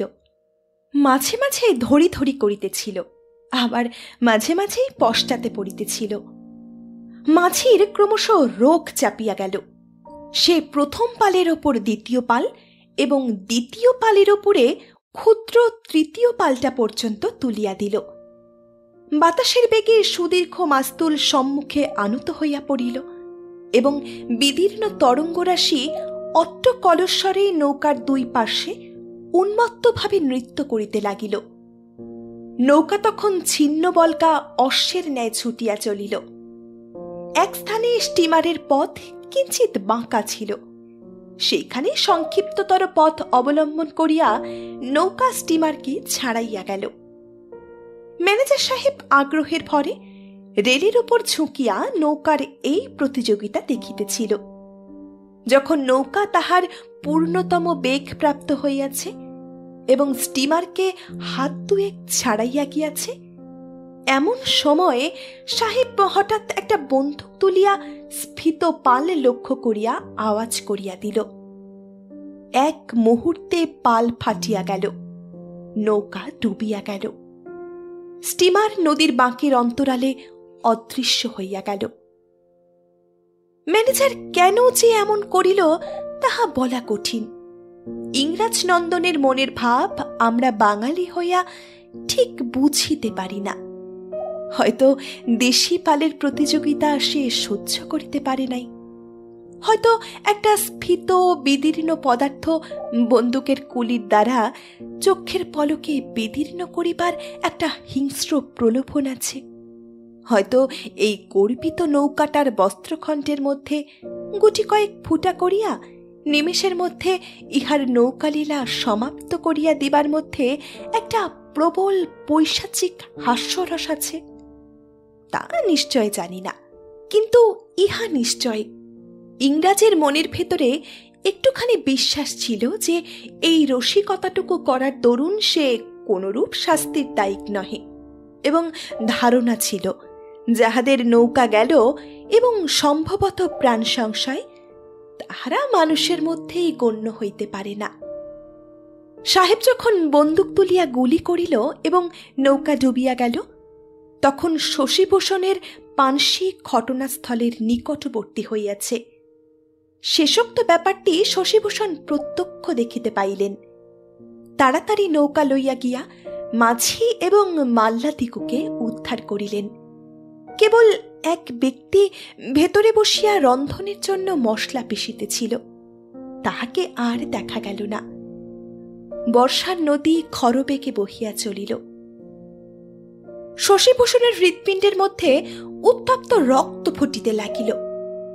আইন অত্যন্ত মন্দগতি। সে একটা বৃহৎ জটিল লৌহ যন্ত্রের মতো। তৌল করিয়া সে প্রমাণ গ্রহণ করে এবং নির্বিকারভাবে সে শাস্তি বিভাগ করিয়া দেয়। তাহার মধ্যে মানব হৃদয়ের উত্তাপ নাই, কিন্তু ক্ষুধার সহিত ভোজন, ইচ্ছার সহিত উপভোগ ও রোষের সহিত শাস্তিকে বিচ্ছিন্ন করিয়া দেওয়া শশীভূষণের নিকট সমান অস্বাভাবিক বলিয়া বোধ হইল। অনেক অপরাধ আছে, যাহা প্রত্যক্ষ করিবা মাত্রই তৎক্ষণাৎ নিজ হস্তে তাহার শাস্তি বিধান না করিলে অন্তর্যামী বিধাতা পুরুষ যেন অন্তরের মধ্যে থাকিয়া প্রত্যক্ষকারীকে দগ্ধ করিতে থাকেন। তখন আইনের কথা স্মরণ করিয়া শান্ত লাভ করিতে হৃদয় লজ্জা বোধ করে। কিন্তু কলের আইন এবং কলের জাহাজ ম্যানেজারটিকে শশীভূষণের নিকট হইতে দূরে লইয়া গেল। তাহাতে জগতের আর কি উপকার হইয়াছিল তা বলিতে পারি না, কিন্তু সে যাত্রায় নিঃসন্দেহে শশীভূষণের ভারতবর্ষীয় প্লীহা রক্ষা পাইয়াছিল। মাঝিমাল্লা যাহারা বাঁচিল, তাহাদিগকে লইয়া শশী গ্রামে ফিরিয়া আসিলেন। নৌকায় পাট বোঝাইছিল, সেই পাট উদ্ধারের জন্য লোক নিযুক্ত করিয়া দিলেন এবং মাঝিকে ম্যানেজারের বিরুদ্ধে পুলিশে দরখাস্ত দিতে অনুরোধ করিলেন। মাঝি কিছুতেই সম্মত হয় না। সে বলিল, নৌকা তো মজি আছে, এক্ষণে নিজেকে মজাইতে পারিব না। প্রথমত পুলিশকে দর্শনী দিতে হইবে, তাহার পর কাজকর্ম আহারি নিদ্রা ত্যাগ করিয়া আদালতে ঘুরিতে হইবে, তাহার পর সাহেবের নামে নালিশ করিয়া কি বিপাকে পড়িতে হইবে ও কি ফল লাভ হইবে তাহা ভগবান জানেন। অবশেষে সে যখন জানিল যে শশীভূষণ নিজেই উকিল এবং আদালত খরচা তিনিই বহন করিবেন এবং মোকদ্দমায় ভবিষ্যতে খেসারত পাইবার সম্পূর্ণ সম্ভাবনা আছে, তখন তিনি রাজি হইলেন। কিন্তু শশীভূষণের গ্রামের লোক যাহারা স্টিমারে উপস্থিত ছিল, তাহারা কিছুতেই সাক্ষ্য দিতে চাহিল না। তাহারা শশীভূষণকে কহিল, মহাশয়, আমরা কিছুই দেখি নাই। আমরা জাহাজের পশ্চাৎভাগে ছিলাম। কলের খটখট এবং জলের কলকল শব্দে সেখান হইতে বন্দুকের আওয়াজ শুনিবারও কোনো সম্ভাবনা ছিল না। দেশের লোককে আন্তরিক ধিক্কার দিয়া শশীভূষণ ম্যাজিস্ট্রেটের নিকট মোকদ্দমা চালাইলেন। সাক্ষীর কোনো আবশ্যক হইল না। ম্যানেজার স্বীকার করিল যে সে বন্দুক ছুঁড়িয়াছিল। কহিল, আকাশে এক ঝাঁক বক উড়িতেছিল, তাহাদেরই প্রতি লক্ষ্য করা হইয়াছিল। স্টিমার তখন পূর্ণা বেগে চলিতেছিল এবং সেই মুহূর্তেই নদীর বাঁকের অন্তরালে প্রবেশ করিয়াছিল। সুতরাং সে জানিতেও পারে নাই কাক মরিল কি বক মরিল কি নৌকাটা ডুবিল। অন্তরিক্ষে এবং পৃথিবীতে এত শিকারের জিনিস আছে যে কোনো বুদ্ধিমান ব্যক্তি ইচ্ছাপূর্বক ডার্টি র্যাক অর্থাৎ মলিন বস্ত্রখণ্ডের ওপর সিকি পয়সা দামেরও ছিটাগুলি অপব্যয় করিতে পারে না। বেকুসুর খালাস পাইয়া ম্যানেজার সাহেব চুরুট ফুঁকিতে ফুঁকিতে ক্লাবে হুইস্ট খেলিতে গেল। যে লোকটা নৌকার মধ্যে মশলা পিষিতেছিল, 9 মাইল তফাতে তাহার মৃতদেহ ডাঙায় আসিয়া লাগিল এবং শশীভূষণ চিত্তদাহ লইয়া আপন গ্রামে ফিরিয়া আসিলেন। যেদিন ফিরিয়া আসিলেন, সেদিন নৌকা সাজাইয়া গিরিবালাকে শ্বশুর বাড়ি লইয়া যাইতেছে। যদিও তাহাকে কেহ ডাকে নাই, তথাপি শশীভূষণ ধীরে ধীরে নদী তীরে আসিয়া উপস্থিত হইলেন। ঘাটে লোকের ভিড় ছিল। সেখানে না গিয়া কিছু দূর অগ্রসর হইয়া দাঁড়াইলেন। নৌকা ঘাট ছাড়িয়া যখন তাহার সম্মুখ দিয়া চলিয়া গেল, তখন চকিতের মতো একবার দেখিতে পাইলেন মাথায় ঘোমটা টানিয়া নববধূ নত শিরে বসিয়া আছে। অনেকদিন হইতে গিরিবালার আশা ছিল যে গ্রাম ত্যাগ করিয়া যাইবার পূর্বে কোনো মতে একবার শশীভূষণের সহিত সাক্ষাৎ হইবে। কিন্তু আজ সে জানিতেও পারিল না যে তাহার গুরু অনতি দূরে তীরে দাঁড়াইয়া আছেন। একবার সে মুখ তুলিয়াও দেখিল না। কেবল নিঃশব্দ রোদনে তাহার 2 কপল বাহিয়া অশ্রুজল ঝরিয়া পড়িতে লাগিল। নৌকা ক্রমশ দূরে চলিয়া অদৃশ্য হইয়া গেল। জলের উপর প্রভাতের রৌদ্র ঝিকঝিক করিতে লাগিল। নিকটের আম্রশাখায় একটা পাপিয়া উচ্ছ্বসিত কণ্ঠে মুহুর্মুহু গান গাহিয়া মনের আবেগ কিছুতেই নিঃশেষ করিতে পারিল না। খেয়া নৌকা লোক বোঝাই লইয়া পারাপার হইতে লাগিল। মেয়েরা ঘাটে জল লইতে আসিয়া উচ্চ কলস্বরে গিরির শ্বশুরালয় যাত্রার আলোচনা তুলিল। শশীভূষণ চশমা খুলিয়া চোখ মুছিয়া সেই পথের ধারে সেই গরাদের মধ্যে সেই ক্ষুদ্র গৃহে প্রবেশ করিলেন। হঠাৎ একবার মনে হইল যেন গিরিবালার কণ্ঠ শুনিতে পাইলেন। শশী দাদা, কোথায় রে, কোথায়? কোথাও না। সে গৃহে না, সে পথে না, সে গ্রামেও না। তাহার অশ্রুজলাভিষিক্ত অন্তরের মাঝখানটিতে। শশীভূষণ পুনরায় জিনিসপত্র বাঁধিয়া কলিকাতা অভিমুখে যাত্রা করিলেন। কলিকাতায় কোনো কাজ নাই, সেখানে যাওয়ার কোনো বিশেষ উদ্দেশ্য নাই। সেই জন্য রেলপথে না গিয়া বরাবর নদীপথে যাওয়াই স্থির করিলেন। তখন পূর্ণ বর্ষায় বাংলাদেশের চারিদিকে ছোট বড় আঁকা বাঁকা সহস্র জলময় জাল বিস্তীর্ণ হইয়া পড়িয়াছে। সরস শ্যামল বঙ্গভূমির শিরা উপশিরাগুলি পরিপূর্ণ হইয়া তরুলতা তৃণগুল্ম ঝোপঝাড় ধান পাট ইক্ষুতে 10 দিকে উন্মত্ত যৌবনের প্রাচুর্য যেন একেবারে উদ্দাম উচ্ছৃঙ্খল হইয়া উঠিয়াছে। শশীভূষণের নৌকা সেই সমস্ত সংকীর্ণ বক্র জলস্রোতের মধ্য দিয়া চলিতে লাগিল। জল তখন তীরের সহিত সমতল হইয়া গিয়াছে। কাশবন, সরবন এবং স্থানে স্থানে শস্যক্ষেত্র জলমগ্ন হইয়াছে। গ্রামের বেড়া, বাঁশঝাড় ও আমবাগান একেবারে জলের অব্যবহিত ধারে আসিয়া দাঁড়াইয়াছে। দেবকন্যারা যেন বাংলাদেশের তরুমূলবর্তী আলবালগুলি জলসেচনে পরিপূর্ণ করিয়া দিয়াছেন। যাত্রার আরম্ভকালে স্নানচিক্কণ বনশ্রী রৌদ্রে উজ্জ্বল হাস্যময় ছিল। অনতি বিলম্বেই মেঘ করিয়া বৃষ্টি আরম্ভ হইল। তখন যেদিকে দৃষ্টি পড়ে সেই দিকেই বিষণ্ণ এবং অপরিচ্ছন্ন দেখাইতে লাগিল।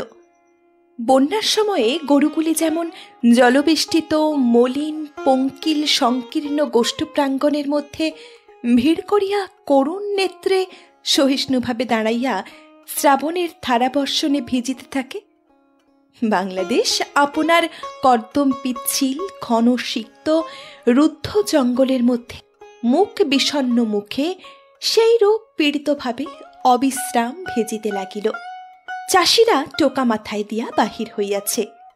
স্ত্রীলোকেরা ভিজিতে ভিজিতে বাদলার শীতল বায়ুতে সংকুচিত হইয়া কুটির হইতে কুটিরান্তরে গৃহকার্যে যাতায়াত করিতেছে ও পিছল ঘাটে অত্যন্ত সাবধানে পা ফেলিয়া সিক্ত বস্ত্রে জল তুলিতেছে এবং গৃহস্থ পুরুষেরা দাওয়ায় বসিয়া তামাক খাইতেছে। আর নিতান্ত কাজের দায় থাকিলে কোমরে চাদর জড়াইয়া জুতা হস্তে ছাতি মাথায় বাহির হইতেছে। অবলা রমণীর মস্তকে ছাতি এই রৌদ্রদগ্ধ বর্ষাপ্লাবিত বঙ্গদেশের সনাতন পবিত্র প্রথার মধ্যে নাই।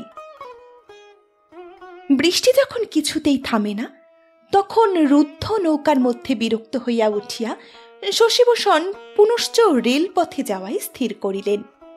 এক জায়গায় একটা প্রশস্ত মোহনার মতো জায়গায় আসিয়া শশীভূষণ নৌকা মাথিয়া আহারের উদ্যোগ করিতে লাগিলেন। ঘোড়ার পা খানায় পড়ে, সে কেবল খানার দোষে নয়, ঘোড়ার পাটারও পরিবার দিকে একটু বিশেষ ঝোঁক আছে। শশীভূষণ সেদিন তাহার একটা প্রমাণ দিলেন। দুই নদীর মোহনার মুখে বাঁশ বাঁধিয়া ছেলেরা প্রকাণ্ড জাল পাতিয়াছে, কেবল এক পার্শ্বে নৌকা চলাচলের স্থান রাখিয়াছে। বহুকাল হইতেই তাহারা এই কার্য করিয়া থাকে এবং সেজন্য খাজনাও দেয়। দুর্ভাগ্যক্রমে এই বৎসর এই পথে হঠাৎ জেলার পুলিশ সুপারিনটেন্ডেন্ট বাহাদুরের শুভাগমন হইয়াছে। তাহার বোট আসিতে দেখিয়া জেলেরা পূর্ব হইতেই পার্শ্ববর্তী পথ নির্দেশ করিয়া উচ্চস্বরে সাবধান করিয়া দিল, কিন্তু মনুষ্যরচিত কোনো বাধাকে সম্মান প্রদর্শন করিয়া ঘুরিয়া যাওয়া সাহেবের মাঝের অভ্যাস নাই। সে সেই জালের ওপর দিয়াই বোট চালাইয়া দিল। জাল অবনত হইয়া বোটকে পথ ছাড়িয়া দিল, কিন্তু তাহার হাল বাঁধিয়া গেল। কিঞ্চিত বিলম্বে এবং চেষ্টায় হাল ছাড়াইয়া লইতে হইল। পুলিশ সাহেব অত্যন্ত গরম এবং রক্তবর্ণ হইয়া বোট বাঁধিলেন। তাহার মূর্তি দেখিয়াই জেলে চারটে ঊর্ধ্বশ্বাসে পলায়ন করিল। সাহেব তাহার মাল্লাদিগকে জাল কাটিয়া ফেলিতে আদেশ করিলেন। তাহারা সেই ৭-৮ টাকার বৃহৎ জাল কাটিয়া টুকরা টুকরা করিয়া ফেলিল। জালের ওপর ঝাল ছাড়িয়া অবশেষে জেলেদিগকে ধরিয়া আনিবার আদেশ হইল। কনস্টেবল পলাতক জেলে চারিটির সন্ধান না পাইয়া যে চারিজনকে হাতের কাছে পাইল তাহাদিগকেই ধরিয়া আনিল। তাহারা আপনাদিগকে নিরপরাধ বলিয়া জোর হস্তে কাকুতি মিনতি করিতে লাগিল। পুলিশ বাহাদুর যখন সেই বন্দীদিগকে সঙ্গে লইবার হুকুম দিতেছেন, এমন সময় চশমা পরা শশীভূষণ তাড়াতাড়ি একখানা জামা পরিয়া তাহার বোতাম না লাগাইয়াই চটি জুতা চটচট করিতে করিতে ঊর্ধ্বশ্বাসে পুলিশের বোটের সম্মুখে আসিয়া উপস্থিত হইলেন। কম্পিত স্বরে কহিলেন, স্যার, জেলের জাল ছিঁড়িবার এবং এই চারিজন লোককে উৎপীড়ন করিবার তোমার কোনো অধিকার নাই। পুলিশের বড় কর্তা তাহাকে হিন্দি ভাষায় একটা বিশেষ অসম্মানের কথা বলিবা মাত্রই তিনি এক মুহূর্তে কিঞ্চিত উচ্চ ডাঙা হইতে বোটের মধ্যে লাফাইয়া পড়িয়াই একেবারে সাহেবের ওপর আপনাকে নিক্ষেপ করিলেন, বালকের মতো, পাগলের মতো মারিতে লাগিলেন। তাহার পর কি হইল তিনি তাহা জানেন না। পুলিশের থানার মধ্যে যখন জাগিয়া উঠিলেন তখন বলিতে সংকোচ বোধ হয় যেরূপ ব্যবহার প্রাপ্ত হইলেন তাহাতে মানসিক সম্মান অথবা শারীরিক আরাম বোধ করিলেন না। শশীভূষণের বাপ উকিল ব্যারিস্টার লাগাইয়া প্রথমত শশীকে হাজত হইতে জামিনে খালাস করিলেন। তাহার পরে মোকদ্দমার জোগাড় চলিতে লাগিল। যে সকল জেলের জাল নষ্ট হইয়াছে তাহারা শশীভূষণের এক পরগনারই অন্তর্গত এবং এক জমিদারের অধীন। বিপদের সময় কখনো কখনো শশীর নিকটে তাহারা আইনের পরামর্শ লইতেও আসিত। যাহাদিগকে সাহেব বোটে ধরিয়া আনিয়াছিলেন তাহারাও শশীভূষণের অপরিচিত নহে। শশী তাহাদিগকে সাক্ষী মানিবেন বলিয়া ডাকাইয়া আনিলেন। তাহারা ভয়ে অস্থির হইয়া উঠিল। স্ত্রী পরিবার লইয়া যাহাদিগকে সংসার যাত্রা নির্বাহ করিতে হয়, পুলিশের সহিত বিবাদ করিলে তাহারা কোথায় গিয়া নিষ্কৃতি পাইবে? একটার অধিক প্রাণ কাহার শরীরে আছে? যাহা লোকসান হইবার তাহা তো হইয়াছে, এখন আবার সাক্ষীর সপিনা ধরাইয়া এ কি মুশকিল। সকলেই বলিল, ঠাকুর, তুমি তো আমাদিগকে বিষম ফ্যাসাদে ফেলিলে। বিস্তর বলা কহার পর তাহারা সত্যি কথা বলিতে স্বীকার করিল। ইতিমধ্যে হরকুমার যেদিন বেঞ্চে কর্মোপলক্ষে জেলার সাহেবদিগকে সেলাম করিতে গেলেন, পুলিশ সাহেব হাসিয়া কহিলেন, নায়েব বাবু, শুনিতেছি তোমার প্রজারা পুলিশের বিরুদ্ধে মিথ্যা সাক্ষ্য দিতে প্রস্তুত হইয়াছে। নায়েব সচকিত হইয়া কহিলেন, এও কি কখনো সম্ভব হয়? অপবিত্র জন্তুজাত পুত্রদিকের অস্তিত্বে এত ক্ষমতা? সংবাদপত্র পাঠকেরা অবগত আছেন। মোকদ্দমায় শশীভূষণের পক্ষ কিছুতেই টিকিতে পারিল না। জেলেরা একে একে আসিয়া কহিল, পুলিশ সাহেব তাহাদের জাল কাটিয়া দেন নাই, বোটে ডাকিয়া তাহাদের নাম ধাম লিখিয়া লইতেছিলেন। কেবল তাহাই নহে, তাহার দেশস্থ গুটিচারেক পরিচিত লোক সাক্ষ্য দিল যে তাহারা সে সময় ঘটনাস্থলে বিবাহের বরযাত্রা উপলক্ষে উপস্থিত ছিল। শশীভূষণ যে অকাননে অগ্রসর হইয়া পুলিশের পাহারাওয়ালাদের প্রতি উপদ্রব করিয়াছে তাহা তাহারা প্রত্যক্ষ করিয়াছে। শশীভূষণ স্বীকার করিলেন যে গালি খাইয়া বোটের মধ্যে প্রবেশ করিয়া তিনি সাহেবকে মারিয়াছেন, কিন্তু জাল কাটিয়া দেওয়া ও জেলেদের প্রতি উপদ্রবই তাহার মূল কারণ। এরূপ অবস্থায় যে বিচারে শশীভূষণ শাস্তি পাইলেন তাহাকে অন্যায় বলা যাইতে পারে না, তবে শাস্তিটা কিছু গুরুতর হইল। ৩-৪টা অভিযোগ, আঘাত, অনধিকার প্রবেশ এবং পুলিশের কর্তব্যে ব্যাঘাত ইত্যাদি সবকটাই তাহার বিরুদ্ধে পুরা প্রমাণ হইল।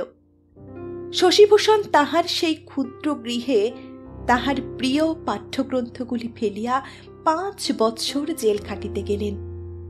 তাহার বাপ আপিল করিতে উদ্যত হইলে শশীভূষণ বারংবার নিষেধ করিলেন, কহিলেন, জেল ভালো, লোহার বেড়ি মিথ্যা কথা বলে না, কিন্তু জেলের বাহিরে যে স্বাধীনতা আছে সে আমাদিগকে প্রতারণা করিয়া বিপদে ফেলে। আর যদি সৎসঙ্গের কথাই বলো তো জেলের মধ্যে মিথ্যাবাদী কৃতঘ্ন কাপুরুষের সংখ্যা অল্প, কারণ তার স্থান পরিমিত, বাহিরে তা অনেক বেশি। শশীভূষণ জেলে প্রবেশ করিবার অনতিকাল পরেই তাহার পিতার মৃত্যু হইল। তাহার আর বড় কেহ ছিল না। এক ভাই বহুকাল হইতেই সেন্ট্রাল প্রভিন্সে কাজ করিতেন। দেশে আসা তাহার বড় খটিয়া উঠিত না। সেইখানে তিনি বাড়ি তৈয়ারি করিয়া সপরিবারে স্থায়ী হইয়া বসিয়াছিলেন। দেশে বিষয় সম্পত্তি যাহা ছিল, নায়েব হরকুমার তাহার অধিকাংশই নানা কৌশলে আত্মসাৎ করিলেন। জেলের মধ্যে অধিকাংশ কয়েদিকেই যে পরিমাণ দুঃখ ভোগ করিতে হয়, দৈব বিপাকে শশীভূষণকে তদপেক্ষা অনেক বেশি সহ্য করিতে হইয়াছিল। তথাপি দীর্ঘ 5 বৎসর কাটিয়া গেল। আবার একদা বর্ষার দিনে জীর্ণ শরীর ও শূন্য হৃদয় লইয়া শশীভূষণ কারা প্রাচীরের বাহিরে আসিয়া দাঁড়াইলেন। স্বাধীনতা পাইলেন, কিন্তু তাহা ছাড়া কারার বাহিরে তাহার আর কেহ অথবা আর কিছুই ছিল না। গৃহহীন, আত্মীয়হীন, সমাজহীন, কেবল তাহার একলাটির পক্ষে এত বড় জগৎ সংসার অত্যন্ত ঢিলা বলিয়া ঠেকিতে লাগিল। জীবনযাত্রার বিচ্ছিন্ন সূত্র আবার কোথা হইতে আরম্ভ করিবেন, এই কথা ভাবিতেছেন। এমন সময়ে এক বৃহৎ চুড়ি তাহার সামনে আসিয়া উপস্থিত হইল। একজন ভৃত্য নামিয়া আসিয়া জিজ্ঞাসা করিল, আপনার নাম শশীভূষণ বাবু? তিনি কহিলেন, হ্যাঁ। সে তৎক্ষণাৎ গাড়ির দরজা খুলিয়া তাহার প্রবেশের প্রতীক্ষায় দাঁড়াইল। তিনি আশ্চর্য হইয়া জিজ্ঞাসা করিলেন, আমাকে কোথায় যাইতে হইবে? আমার প্রভু আপনাকে ডাকিয়াছেন।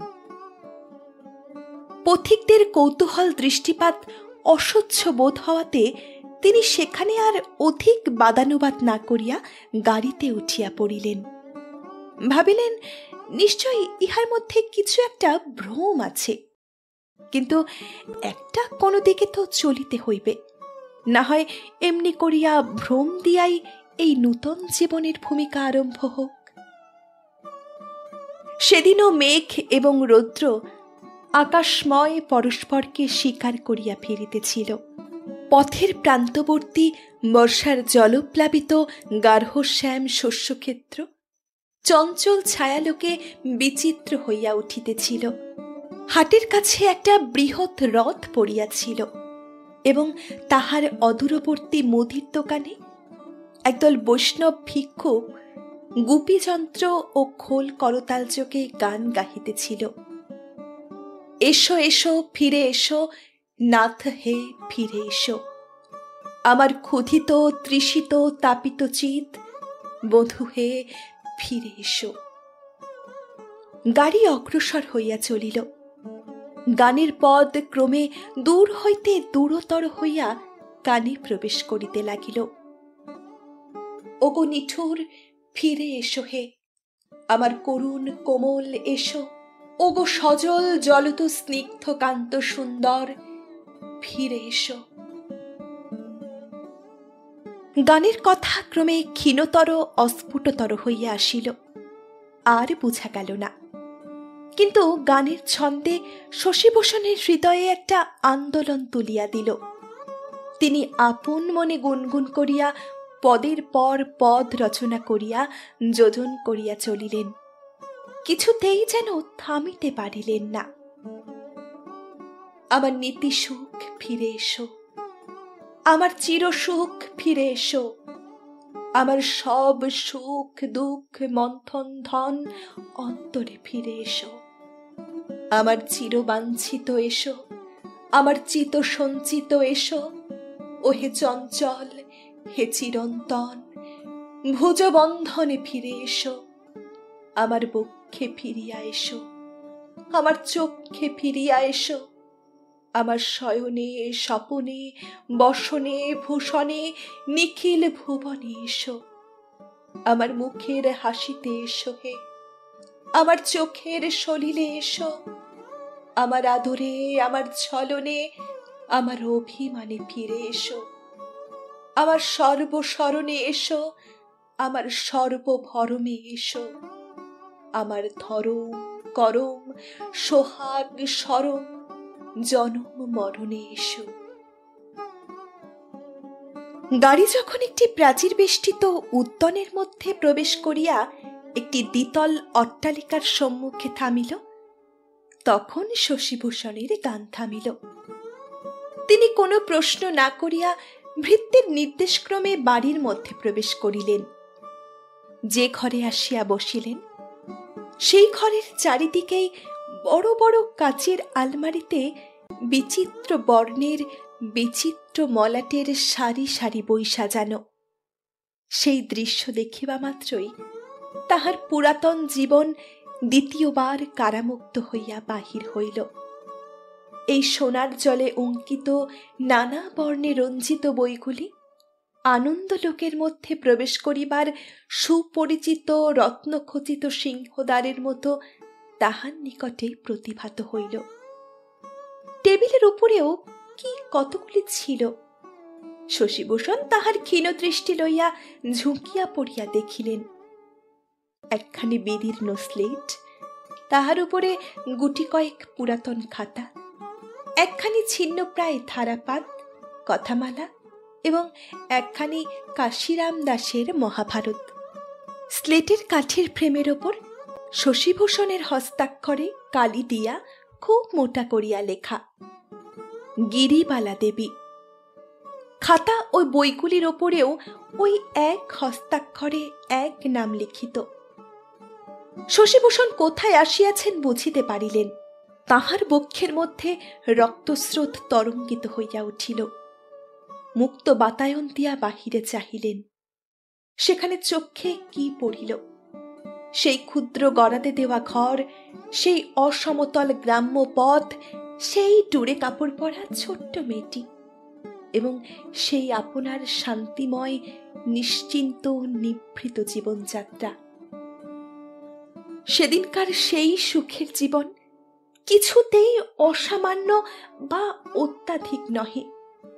দিনের পর দিন ক্ষুদ্র কাজে ক্ষুদ্র সুখে অজ্ঞাতসারে কাটিয়া যাইত এবং তাহার নিজের অধ্যয়ন কার্যের মধ্যে একটি বালিকা ছাত্রীর অধ্যাপন কার্যে তুচ্ছ ঘটনার মধ্যেই গণ্য ছিল। কিন্তু গ্রাম প্রান্তের সেই নির্জন দিন যাপন, সেই ক্ষুদ্র শান্তি, সেই ক্ষুদ্র সুখ, সেই ক্ষুদ্র বালিকার ক্ষুদ্র মুখখানি সমস্তই যেন স্বর্গের মতো দেশকালের বহির্ভূত এবং আয়ত্তের অতীত রূপে কেবল আকাঙ্ক্ষা রাজ্যের কল্পনা ছায়ার মধ্যে বিরাজ করিতে লাগিল। সেদিনকার সেই সমস্ত ছবি এবং স্মৃতি আজিকার এই বর্ষা ম্লান প্রভাতের আলোকের সহিত এবং মনের মধ্যে মৃদু গুঞ্জিত সেই কীর্তনের গানের সহিত জড়িত মিশ্রিত হইয়া এক প্রকার সঙ্গীতময় জ্যোতির্ময় অপূর্ব রূপ ধারণ করিল। সেই জঙ্গলে বেষ্টিত কর্দমাক্ত সংকীর্ণ গ্রামপথের মধ্যে সেই অনাদৃত ব্যথিত বালিকার অভিমান মলিন মুখের শেষ স্মৃতিটি যেন বিধাতা বিরচিত এক অসাধারণ আশ্চর্য অপরূপ অতি গভীর অতি বেদনা পরিপূর্ণ স্বর্গীয় চিত্রের মতো তাহার মানসপটে প্রতিফলিত হইয়া উঠিল। তাহার সঙ্গে কীর্তনের করুণ সুর বাজিতে লাগিল এবং মনে হইল যেন সেই পল্লী বালিকার মুখে সমস্ত বিশ্ব হৃদয়ের এক অনির্বচনীয় দুঃখ আপনার ছায়া নিক্ষেপ করিয়াছে। শশীভূষণ দুই বাহুর মধ্যে মুখ লুকাইয়া সেই টেবিলের ওপর সেই স্লেট বহি খাতার উপর মুখ রাখিয়া অনেক কাল পরে অনেক দিনের স্বপ্ন দেখিতে লাগিলেন। অনেকক্ষণ পরে মৃদু শব্দে সচকিত হইয়া মুখ তুলিয়া দেখিলেন তাহার সম্মুখে রূপার থালায় ফল মূল মিষ্টান্ন রাখিয়া গিরিবালা অদূরে দাঁড়াইয়া নীরবে অপেক্ষা করিতেছিল। তিনি মস্তক তুলিতেই নিরাভরণা শুভ্রবসনা বিধবা বেশধারিণী গিরিবালা তাহাকে নতজানু হইয়া ভূমিষ্ঠ প্রণাম করিল। বিধবা উঠিয়া দাঁড়াইয়া যখন শীর্ণমুখ ম্লান বর্ণ ভগ্ন শরীর শশীভূষণের দিকে সকরুণ স্নিগ্ধ নেত্রে চাহিয়া দেখিল, তখন তাহার দুই চক্ষু ঝরিয়া দুই কপল বাহিয়া অশ্রু পড়িতে লাগিল। শশীভূষণ তাহাকে কুশল প্রশ্ন জিজ্ঞাসা করিতে চেষ্টা করিলেন, কিন্তু ভাষা খুঁজিয়া পাইলেন না। নিরুদ্ধ অশ্রুবাষ্প তাহার বাক্যপথ সবলে অবরোধ করিল। কথা এবং অশ্রু উভয়ই নিরুপায়ভাবে হৃদয়ের মুখে কণ্ঠের তারে বদ্ধ হইয়া রহিল। সেই কীর্তনের দল ভিক্ষা সংগ্রহ করিতে করিতে অট্টালিকার সম্মুখে আসিয়া দাঁড়াইল এবং পুনঃ পুনঃ আবৃত্তি করিয়া গাহিতে লাগিল, এসো এসো এসো হে।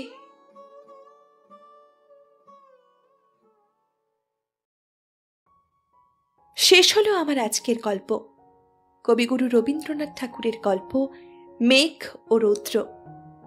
গল্পটি আপনাদের কেমন লাগলো সেটি কিন্তু অবশ্যই আপনারা কমেন্ট করে জানাবেন। যদি ভালো লাগে তবে চ্যানেলটিকে সাবস্ক্রাইব করে পাশে থাকবেন এবং লাইক করতেও ভুলবেন না। চলুন তাহলে দেখা হচ্ছে পরের দিন নতুন একটি গল্প নিয়ে। ততক্ষণ আপনারা সকলেই সুস্থ থাকবেন, ভালো থাকবেন। নমস্কার।